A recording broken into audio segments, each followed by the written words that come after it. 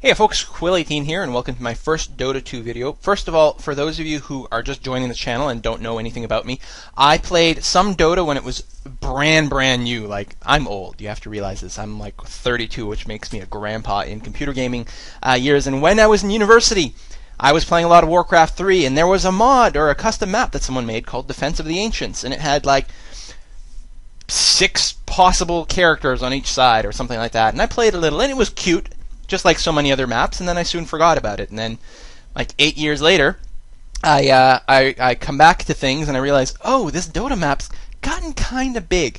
I played a little bit of it in sort of its one of its most recent iterations, but not a ton. And when League of Legends came out, I actually made the jump over to there. It was in the middle of my coming back to Dota is when League of Legends went live. And I moved over there for a variety of reasons, and it was a lot of fun. I played a lot of that, and then eventually I started playing Heroes of New Earth, and then I mostly moved over to that. I don't play much League of Legends these days, and now I've just gotten into the Dota 2 beta, so I'm going to be doing an analysis of that. Today we're going to be looking at specifically just the UI aspect of it. I made a quick little video in which I mentioned that I'd hurt my wrist. My wrist is still hurt. I'm looking to rest it. It's my mouse hand as well. I'm looking to rest it throughout the weekend, so I will not be playing right now, but I really want to make a video. And I am a computer programmer, especially a web-oriented guy, so I think about user interfaces a lot, and I also do hope to do video games as well.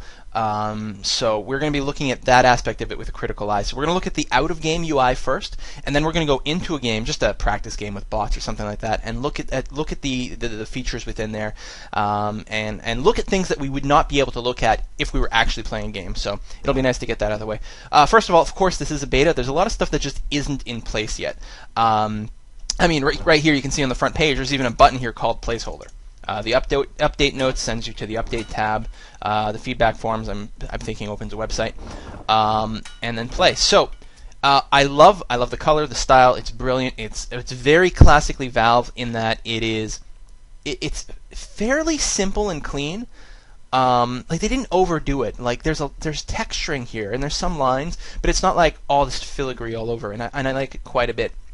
But I can't find a way to bring up my full profile, for example. I don't think that features in the game yet. I don't think there's a lot of stat tracking other than wins and losses at this point.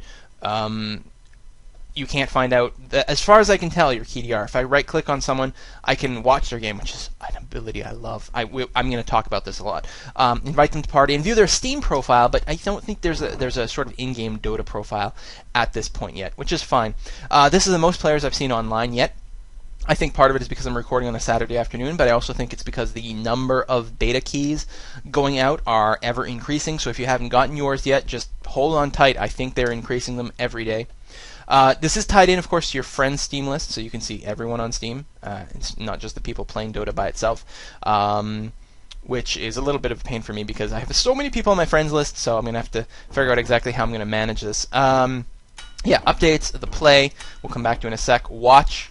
Yeah, I'll come back to that as well. Learn, which is currently empty, but I do know they're hoping for a really robust mentoring system, mentorship and apprenticeship system, which I think is great because, of course, these types of games, the Dota-likes, the MOBA games, are somewhat challenging to learn, mostly because they're kind of unforgiving to mistakes. If you screw up a little in the start, you will just be completely dominated the entire game, and it's not an individual achievement thing, so if you screw up, your whole team suffers, and that's part of the reason the community has just been very unforgiving of this. There's some, to compare, there's some bad manners from time to time in StarCraft too, but it's not the same, and it's because it's an individual game, so there's less of that sort of tension. There's also nothing on Socialize yet, so we'll have to look into that. The watch feature is amazing. Any game, as far as I know, any game that's playing on right now, I can just go in and start watching it as a spectator, which is amazing. Now, I think there's a delay. I think there needs to be delay. At least long enough so that you don't know where where the heroes are at any given point, especially where the wards might be. So long enough delay for that to be expired. It also ties into the AI director on watching a game, which is we'll talk about soon. But you can see how long it is. I could jump into this one during pregame, and I get to see the entire thing from start to finish. There's nothing on the screen at this time that showcases the ranking of anyone. In fact, I'm not 100% sure if the matchmaking system takes ranking into account. I don't know. You can go into recent games as well. Filter list. Okay, cool. I wasn't sure if there was a way to pull up my own replays, actually, because again, normally I would think I would do that from the profile page and see my recent plays or something like that. But if I go recent games, then I can filter it and find my own game. Let's see if that works. Apply. No. Yes. Searching. Maybe. It might depend how recent the game was. I don't know how long this keeps this. One of the things I always liked about Heroes of Newerth is it's very, very robust stat tracking and the ability to just download replays from anything. And I'm hoping the same thing will happen in Dota 2. I really enjoy that aspect, both as a sort of amateur commentator, but also as just someone wanting to learn the game. So I think that pretty much handles the out-game UI. There's a lot left to do. That's just not there, and I think these games, these MOBAs, are actually mostly determined by their sort of outside of the game support for things like clans, tournaments, replays, stats, and I think that's one of the things I was going to say that where League of Legends has suffered. League of Legends has not suffered. They are huge. They've just recently released some stats about how many millions and millions and millions of people play. They're financially very successful, but I think that they've still, and I guess I can't fault them for what they've done. But there is still sort of a hole in the more professional and more competitive community just in terms of that aspect of it, of, actual replay system, actual spectating mode, which I think they may have added something in the last patch, but I haven't checked it out yet. Clan sport, tournament sport, that sort of thing, like just built in. And here, I mean, they're saying there will be a tournament button, which is going to be awesome. So we are just going to go into the practice match at this juncture. We are just going to create a map. You can see all the current practice lobbies. This list will have to be changed in some way to support like a longer list and filtering at some point. I'm 100% positive that will happen. There's just no way this list can survive, which is fine. You can put a password to create a game or to apply it. If I hit apply at this point, actually, I thought it would filter this list. Oh, there it goes. So basically, or here you can filter games by password, herp-a-derp, although I think this does as well. So if someone creates a game with a password, like ABCDEF, and then you apply that, it should show that person's game in here, or you can do it this way, and then you can join their game. So I'm just going to put in some garbage here and start a practice game, create lobby. So here we go. I'm going to just join on the Radiant side, and I should not be clicking this quickly. I love this, become broadcaster. Oh, baby. So good. Game setup and game name, I guess we could apply. I'm going to leave it blank. I'm just here to fill empty slots with bots. Game mode, all pick versus captain's mode. And actually, I'd be a big fan of adding more modes in here as well, like all random for one. But also, I really like single draft quite a bit, which is quite nice, where each person gets a choice of one strength, one agility, and one intelligence hero. And of course, you can always do swaps as well. Little things like that I think are quite good. Team logos, like, wow. Team names, very exciting for professional play. And the thing is, the one thing this game does have is the gameplay itself is good because people are running tournaments. They had the big international. The gameplay is tight, and there's just enough in here to be able to support that sort of gameplay. It's just the stuff that you need for like random people playing this game that's not the same. So let's hit OK and start this game. Going to find a server. I do love this logo, by the way. This represents the gameplay map. This is one base. This is the other base. This is the river dividing the two.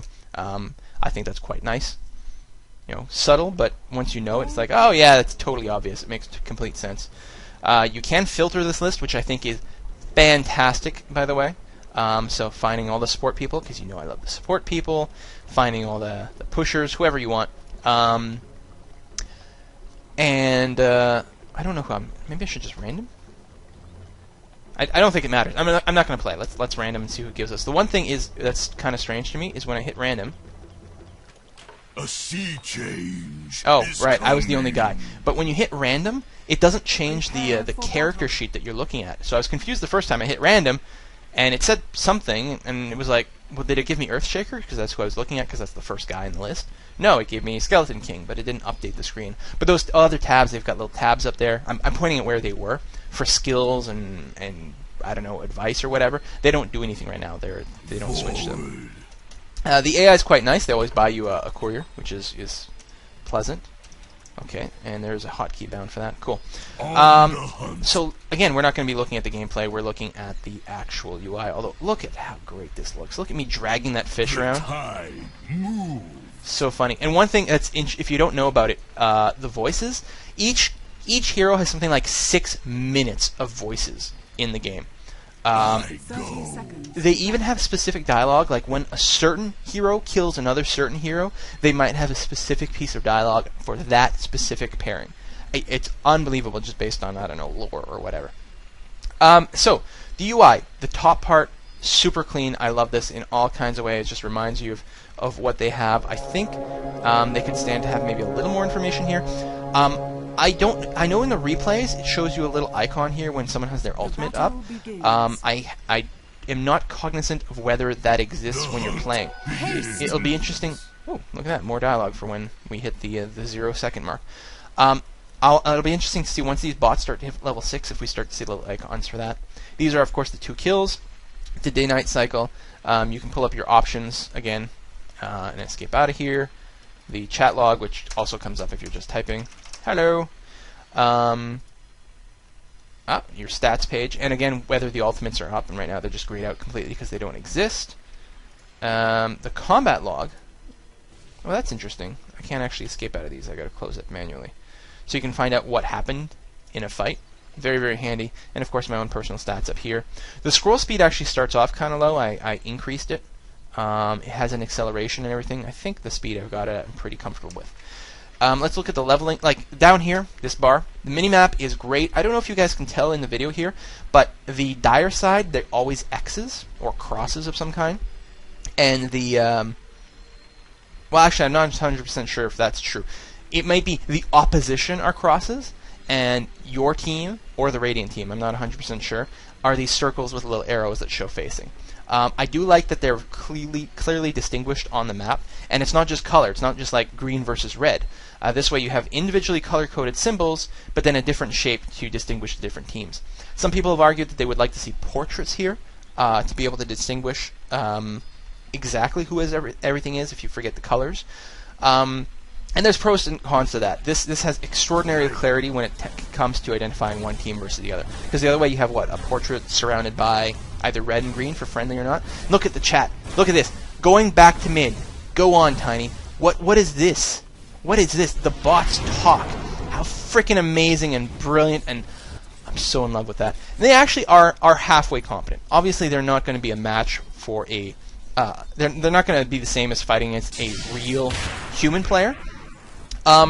But they're actually not too bad. They're more importantly, they're not just retarded, although it'll be interesting to see this tower dive. Nope, they do successfully get the tower dive and then get out of there before dying.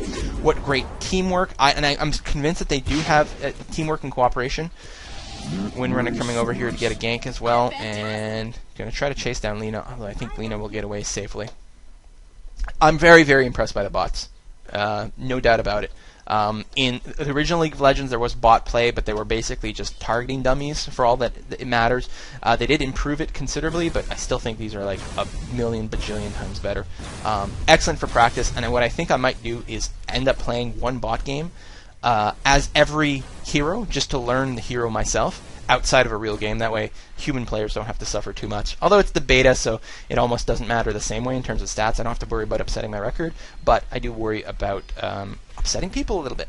So that's the minimap. They have these little sections down here, which are fine, I guess. I would prefer... League of Legends, for example, has something kind of similar, and I would like it very much if there was an option somewhere to turn that off. You can hide the minimap background. What does this do? Oh! Yeah, I don't like that at all, but, I mean, it's interesting that it exists, and some people might like it. Like this thing, put in as many of these options as possible, some people might like it. I turned on double tap ability self-cast, which is off by default. I turned on the, or I turned off auto-attacking. Yeah, right here. So, if I just right-click to move somewhere, and I end up somewhere, and there's like an enemy minion or something just sitting around, I won't automatically attack it. It makes it a little easier on the hands right now, especially since I have the injury, to try to go for those last hits, so then you just attack when you want. Of course, if you do an attack move, then your guy is in an attack position, and he will just auto-attack things that are nearby. So you get... I like it because I like the amount of control. You don't have to just...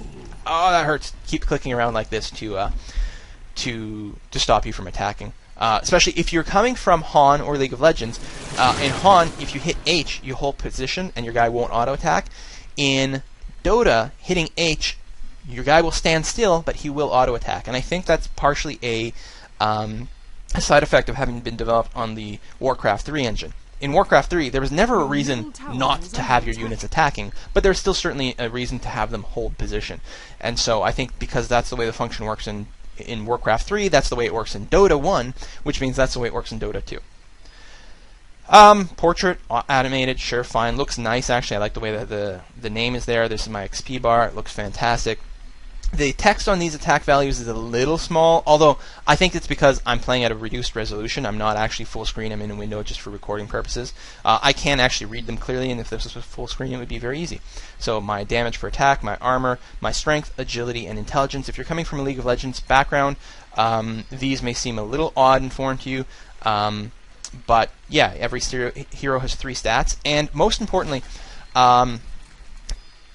each stat does the same thing. Strength gives you hit points and regeneration. Agility gives you armor and attack speed. Intelligence gives you mana and mana regen.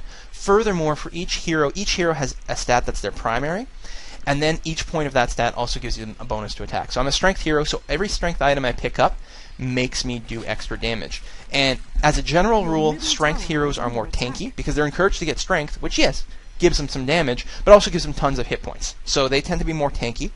Agility characters tend to be your carries, your DPSers, because in addition to giving you damage, it also gives you attack speed, so it makes you much faster attacker, and they just tend to be themed that way. Intelligence characters tend to be more supporty, because they have more of a mana pool. They tend to be more driven by their spells, and unlike League of Legends, there's no such thing as ability power. There's no way to scale up. Well, there's not as much of a way to scale up your spell power in this game. So, oftentimes your spells, if they're a nuke, for example, they're very powerful early on, and in which case that might make you a ganker type character, but they fall off later in the game because they don't scale up the same way. And in League, most of the characters, most of the champions are all equally good all the way through. There are some harder carries and whatever, but it's a little bit more balanced. Whereas in Dota, and also Heroes of Newerth, some characters have a definite sweet spot where they're the most effective. And for agility heroes, for example, that tends to be in the late game when they've got a lot of farm, they've picked up a lot of items that increase their attack damage and attack speed. And sorry about that, that's my Skype. God, let me just quit out of that, and then I'll have to apologize to that person for just hanging up on them. There we go, go away Skype. Yeah, I don't know. So different phases for everyone. So that's what that means. And then you've got your abilities here. You've also got the dots down here show you how many levels you've got and everything. And these show me that actually I can level these up. So I'm going to level what up right here. I love this icon. I think it's quite good. I can also hit O, and then your icon, your mouse very obviously says we are now in upgrade mode. I like it very much. So the ones that I can upgrade are highlighted. There's also this block which is highlighted. This is my stats increase. This I believe will give me +1 to each stat. This again will be foreign to you if you're coming from League of Legends, not so much if you have any Dota or Han background. But yeah, because your characters can go all the way up to level 25, but you only have 15 points to apply in your actual skills. So you have to, you do put some points in stats, and you can start by putting points in stats if you want to. Most people will max out all of their abilities, more or less, before putting any points in stats, but it does vary. Some people will have a slightly different route. I remember playing the Moon Queen quite a bit, where I would, I'd put a point in my Q, then stat, then Q, then stats, then I would mix it up or something like that. Another little block that does nothing, I don't think. And again, I think I would like to turn these off just to have a little bit more clickable area, but it's not a big deal. I'd like to be able to scale the UI up and down as well. And then my items, standard item block, the shop button. We're going to talk about just shop and quick buy in a second. Down here we have the glyph of fortification, which I activate. It makes all my towers invulnerable for a certain amount of time. Not very long, and it's a 5-minute cooldown, but it can be really key. And then I believe I can alternate. Oh, the courier, and that's just the courier hotkey, and then the stash, I think, hotkey, or an identification that I've got something in the stash. Look at these texts. Defending bottom, going back to bot. So cool. Alright, let's look at the store, which I can open by clicking the shop button, or by clicking on the shopkeeper, or by hitting the hotkey, which by default is period. I like the store quite a bit. One of the things that I've always I've always commended League of Legends for was their store was incredibly easy to use. The way the items were organized were very obvious by type, exactly by function. I want attack-related things, and you click on there, and it's like, okay, then I want attack speed items. Then it shows you all the items with attack speed, and then you pick it there, and the upgrade screen is very nice. Coming from Dota, that was not very nice, and coming from Han originally was quite bad from a new player. A lot of people liked it because it was very minimalistic, and of course you could do everything with hotkeys, which they haven't really stopped, but there's a few options. There's ways to minimize, and especially with mod support. As far as Dota 2 goes, I'm actually liking the shop quite a bit. Of course, there is the search field, which is probably the easiest way to just find an item. Like if you want to find plate mail, just start typing plate mail, and then you find it in there very, very quick. The categories are consumables, attribute increasing items, armaments, what does that mean, and arcane. So it does have the problem a little bit of having these names. Like the original thing was like, oh, protective items, initiation item. Well, what the hell is an initiation item? I'm coming at this again from like the mass appeal. Hardcore gamers don't care how the list is organized at all. It could literally all be in one list. They'll remember that, oh, I have to page down twice, and then it'll be there. You know, it's non-alphabetical or anything, but I've memorized where it is at this point, so it doesn't matter. So it's just in the initial accessibility. I think starting at the consumable page is brilliant because I think you end up buying a lot of things. The town portals are very popular. If you come from League of Legends, again, there is no B button to automatically teleport home. You have to use scrolls of town portal to get home or to teleport to any tower. I surge. But all your wards, buying a new courier, you can also upgrade your courier, which the AI has been doing for me. Very nice of them to do that. So yeah, these are items that basically. Your top tower is under attack. Oh, that's all they do. All right, yeah, all these items, all they do is give you attributes. Now, some of the items down the road will also do that. Now, right now we are in the basics tab. These are all base items, right? Even the most expensive one here, 1600. It's just a base item by itself. And I do like the way they've separated the basics versus the upgrades. And now, okay, we've got common, very, very common items to buy. A lot of your boots, and the Wraith Band, Null Talisman, and Bracers are your basic sort of combo agility, intelligence, and strength items. They give you some of everything, but they focus especially on one stat. So as a strength guy, I might take a couple of bracers, for example. Then we've got support-oriented items, caster-oriented items, weapons, armor, and artifacts. The division's a little fuzzy. Like, what does an artifact mean? What they are is they're very high-end items with a lot of components, I think. Well, I mean, this one is, but it's based on others. I'm not exactly sure. Some of the division is here to be historical, some are not. The suggested items are here, and they are very good suggested items. I would like to be able to customize this or have a list of potential builds. Han has done that very well recently, where anyone can build a guide, and then you can pull down from the menu, choose a different type of build or different guide, and then we'll give you different starting items. Very, very nice. I like it quite a bit. But overall, I find the shop very easy to use, beautifully laid out. It's interesting that different items are color-coded. I hadn't realized that before now. I also like the upgrade screen quite a bit. So, you know, if you find something like a Yasha, well, how do you build a Yasha? Well, you need a Blade of Alacrity, a Boots of Elven Skin, I always say kind, but Elven Skin, and the recipe to complete Yasha. And then Yasha, in turn, upgrades to either Manta Style or a Sange and Yasha combo. Sange and Yasha, of course, is if you build a Sange and a Yasha, you end up with a Sange and Yasha. Which is cool. Then it only takes up one slot, and it's very awesome. It's all, I don't know, sexy weapon.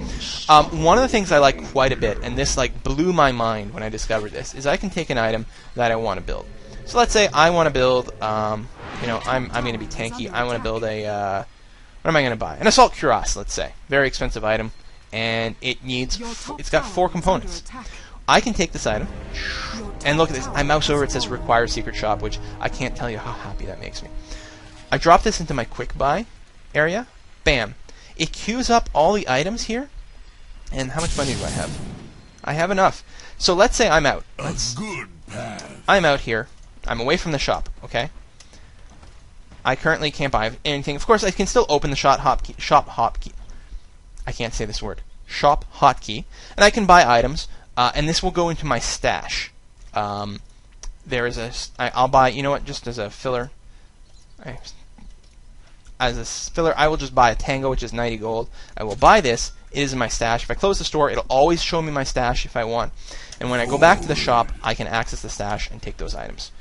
You can also, the courier, you can have it grab your items. And I'll show that just for League of Legends people who haven't played these types of game.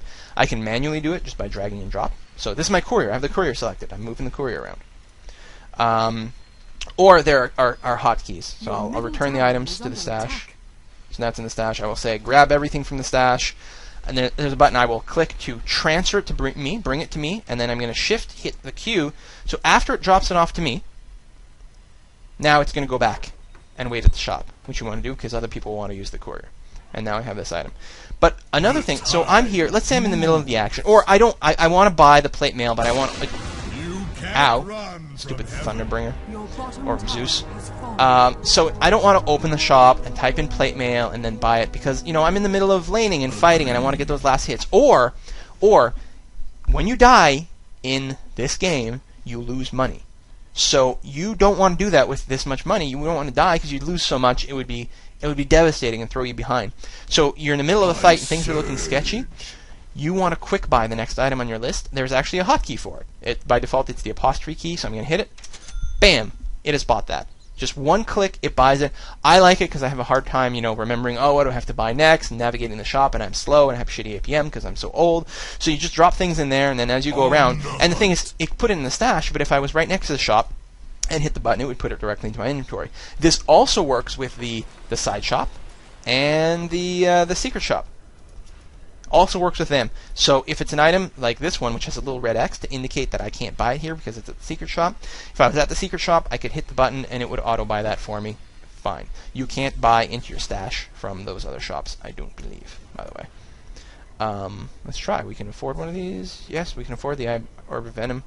And no, we can't buy it. Although I could potentially... I guess all these items are only sold at the secret shop, so never mind. Alright. I go. I didn't actually level up any of my abilities. Let's level one up just to show. So now I'm in game. No, these guys don't have the highlighted square anymore because I don't have a skill point to spend, but this one is. It clearly shows the rank. Also in the bottom right corner, it shows how much mana it needs. That 120 is how much mana. I like that quite a bit.